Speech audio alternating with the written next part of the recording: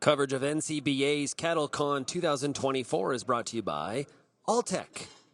Working together for a planet of plenty. Find out more by going to alltech.com.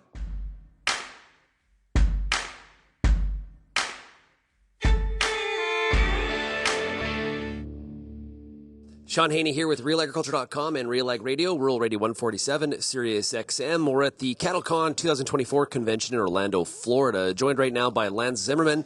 He is a Rabobank senior beef analyst. Hey, Lance, great to chat with you. Hey, thanks for having me on this morning. Okay, new report out from Rabobank Research talking about rebuilding with resiliency. Is it being a necessity for the U.S. beef supply chain? Okay, so break it down for us. What exactly does this mean? Yeah, what I'm talking about here is as you think about the U.S. beef industry, we've gone through a 25-year stretch where demand has been consistently increasing over time. At the same time, per capita supplies have been in decline. Not a lot dissimilar from a lot of what's happening in Canada right now with your producers. As that's happened, though, we've had skyrocketing prices. As those prices have reached record highs, we've really left the cattle-producing segments, cattle-producing, beef-selling, beef merchandising segments all vulnerable because the cost of making a bad decision is so much higher than it was before. You make a misstep in pricing, you make a misstep in production, it has a much stronger multiplicative effect because of the flat dollar prices that we're dealing with. And so the paper focuses on what's led to some of that, what are the impacts it's having on the industry, and then offers solutions on how we can get to a better place as we go forward. So what are some of the variables that we're trying to neutralize in order to get, close this gap and get to more of we're never going to hit perfection, but at least a better equilibrium?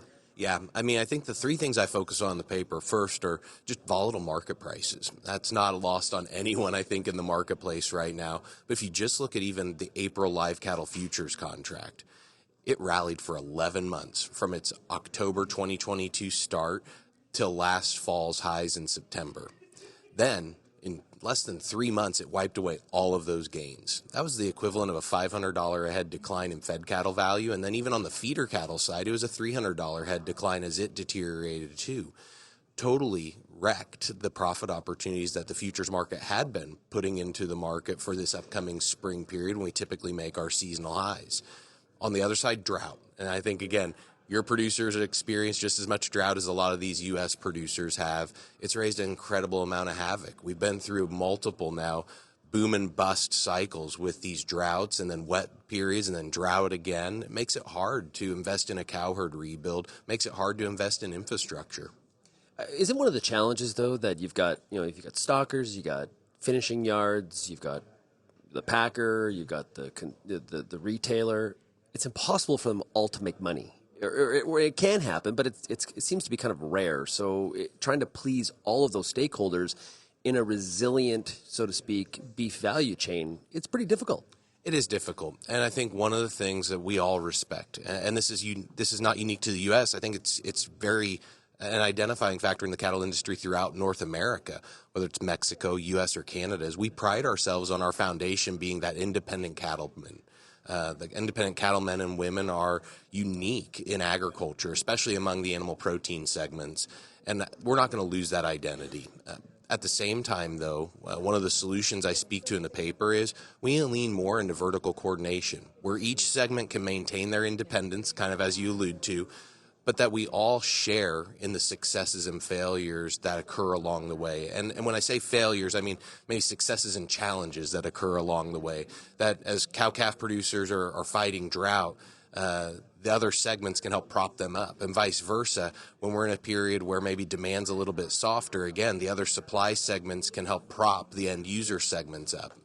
Maybe hit on that vertical coordination as you put a little bit more, because when you said that, I right away thought of poultry and pork, a lot more vertically integrated than the beef value chain. Not a good time right now for pork producers. So what's the difference between what is happening in the pork business from a vertical integration standpoint versus what you're talking about for cattle?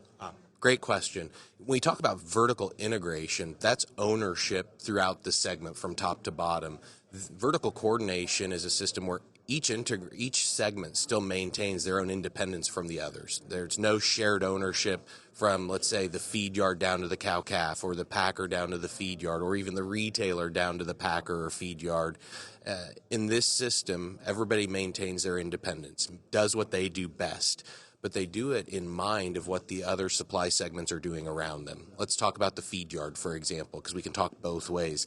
The feed yard will have great discussions with the packer, who will know exactly, very intimately, what the end user is wanting from a product quality standpoint, so that packer can communicate that down in the form of good, value-based grid pricing, premiums and discounts based on what they want, what they don't want in that product.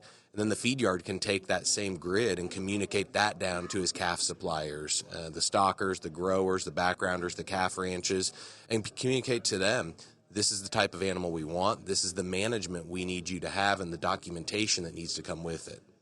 Yeah. Now, in the paper, you suggest the consumer incentivizing the cow-calf producer. What exactly does that look like? Yeah, this isn't lost on anyone. All the dollars that we get to have, that we share among all the beef industry participants, come from the consumer.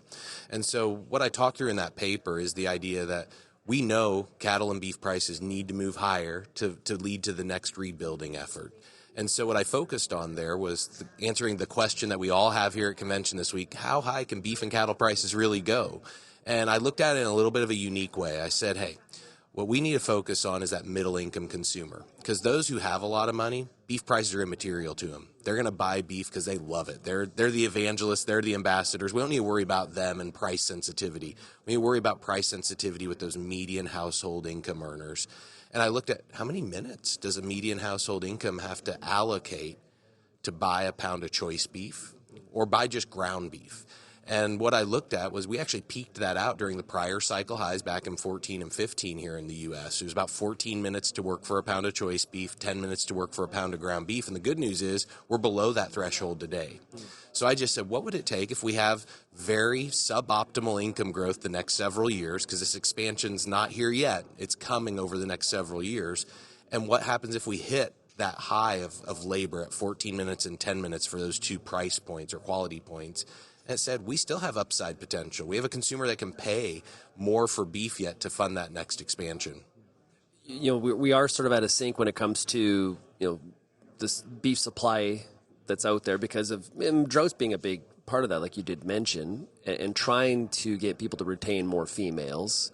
What the industry's been doing is just adding more pounds onto each animal. Long term, is that sustainable based on the amount of growth we're seeing in the demand for beef? I think as we look at the question of, can carcass weights keep going up, right? We're caught in this tension that I think is slowly starting to manifest itself because of drought. Bigger carcass weights are a benefit to the feed yard and the packer. They're most profitable when they can get those carcass weights maximized in general. From a cow-calf perspective, it's suboptimal because in order to get those bigger carcass weights, you also have a bigger mama cow. Yeah. And studies have shown with each extra 100 pounds of mature cow weight, you add about 10% to her maintenance energy requirements. And so what we've done is we've pursued bigger and bigger cattle, bigger and bigger weights. We've created bigger mama cows. And yet when you talk to operations, a lot of times we don't even recognize how much bigger these cows have gotten. And we've also not adjusted our stocking rate to reflect those maintenance energy requirements. Right. So we have a cow that she may be 300 pounds bigger than the cows that were on that same operation 3 or 4 generations before her. Yet we're still running, maybe it's 100 head back then, it's still 100 head today. And so we've created some real resiliency challenges with the drought and our ability to carry cattle and manage through these drought conditions because of that. So what's your outlook for 2024 for the cow-calf producer? Yeah, the second half of last year really was a discouraging moment, especially as we went through that fourth quarter period and those all-time highs broke down here in the U.S. as we look, and I know some of your Canada producers are facing some real challenges right now with some big discounts in the cash market relative to futures with some of the supply buildup that they've been facing as well. But as we look ahead, I do think that the tighter supplies that we're seeing throughout the U.S. and even Canada are going to continue to be a supporting factor to this market. Doesn't mean we're not going to have short-term challenges like we both have to work through in each country right now. We're going to charge higher into these spring highs. And then I think we'll have a normal seasonal summer low before we put in probably a fourth quarter high for the whole calendar year. From an overall profitability standpoint, also comment on what you see for the Feedyard. Obviously, always working on the margin. Yeah, always on the margin. Feedlot profitability, it's going to be a struggle through the first half of this year. A lot of feed yards that had good risk management in place, they may have enough price protection in some of those cattle with the good risk management strategy that they'll be fine. For those cattle that are on a cash-to-cash basis, it's going to be a tough sledding period here probably through the heart of the second quarter. As we go through the summer, we'll see maybe an opportunity to get some profit back in those cattle with some cheaper feeder buys that they've been able to have over the last several months. And as we get to the fourth quarter, we'll see how everything plays out. We still got to get those cattle on feed. But I think for the feed yard segment in general, steady to maybe a little bit of profit. Not as good as last year. Last year was probably some historically strong profits that'll be hard to match again this year.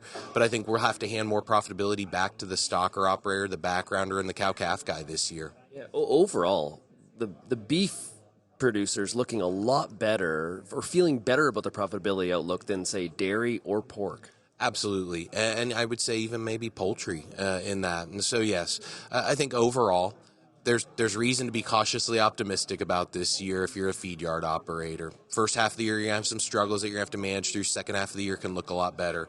If you're a cow-calf guy, if you're a stocker operator, you feel like you're in the driver's seat. You just need Mother Nature to throw you a few graces here and there.